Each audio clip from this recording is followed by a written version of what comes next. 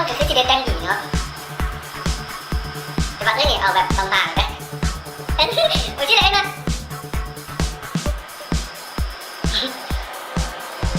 ขาวๆแล้วประมาณเด็กอันจริงต่างคนแต่งหน้าเขาแบบเข้มๆนะมาเพราะว่ามันเป็นเรื่องติ๊กบางทีให้กันมาแบบนี้แหละต้องเลือกตามองคนขาวๆมาแบบหน้าแล้วน่าจะแบบสไตล์ก็เกาหลีเลยเนาะกำลังมีทำแล้วแต่งหน้างามนะไม่มาใส่สไตล์แบบบล็อกเข้มลายใช่ไหมสีตาต้องสีอย่างเอาสีตามาถ่ายได้เลยแบบไม่ต้องลงแต่งหน้าอะไรเพราะว่าหน้าได้เหมือนกันใช่แล้วสีตาของต้องเล็กมากตัวนี้ของทำมาเทสโดไม่ใช่ประจำเดี๋ยวบ้างเอามาสีนี้นะ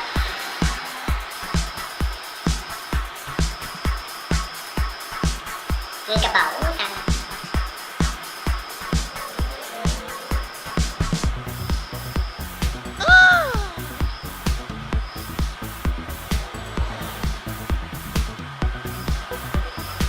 เป็นก่อนนั่นคือ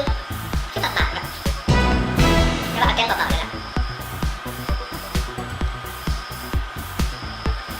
ให้เป็นรสว่าเอาเข้มเลยล่ะลิปกระสีอ่อนๆเลย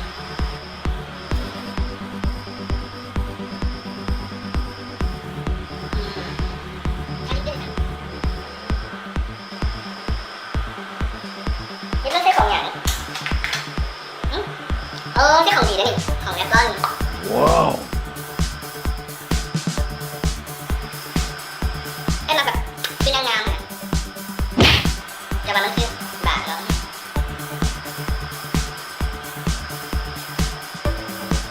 นี่คือประเด็นแก้มเด็กขนาดน้องใส่สีเนี่ยแก้มน้องใส่สีเนี่ย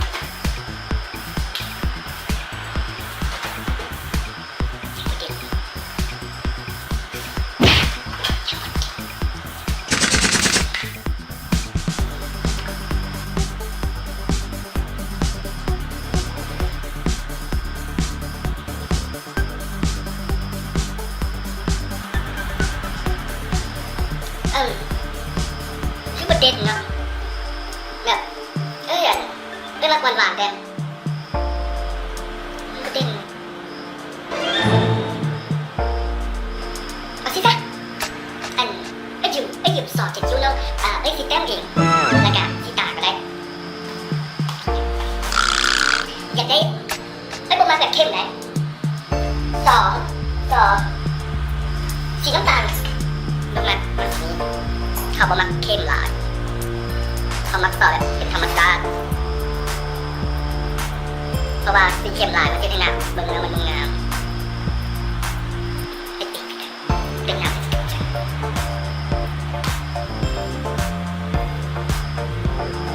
แบบนี้ที่ตรงที่ตาที่หน้าที่ตาเขาเลย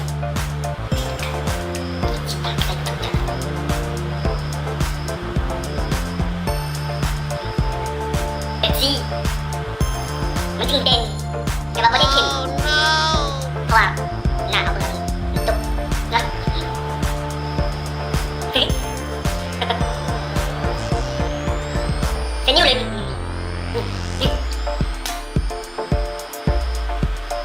เวลาเขาตาเดินเขาตอบอะไรเลยแต่เวลาตรงเนี่ยเขาคิดออกนะมันบางงามเพราะว่าเขาเห็นตรงมันกล้องใหญ่ลิปสติกกับไม่ได้เน้นตัวที่แบบว่าเฮ็ดให้หน้าเขาแบบเพอร์เฟคชั่นนะ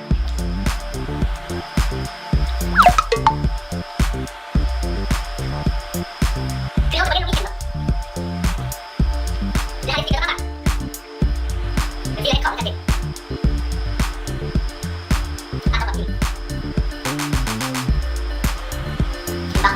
ความงามมันต้องงามแบบที่เขาต้องแบบแต่งหน้าหลายแบบต่างคนจะบอกว่ามึงแต่งหน้าหลายคนนะพวกที่นะเขาบอกมาแล้วแบบคนแต่งหน้าคือกันเขาจะมาเปิดแต่งหน้ากันแล้วไม่ตรงงานอันนี้เขาชอบเพลงกันได้ด้วยเขาชอบเพลงเด้อเขาของนี้นะชอบเด้อสีแก้กับเบาๆจำอันนี้แต่งหน้าเบาๆ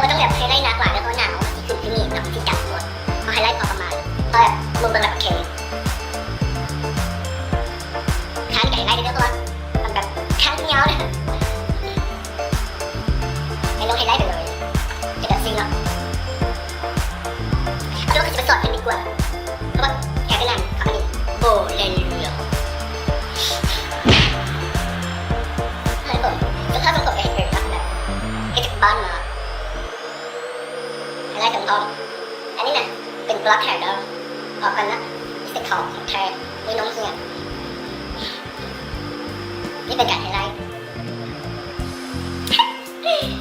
งานต่อ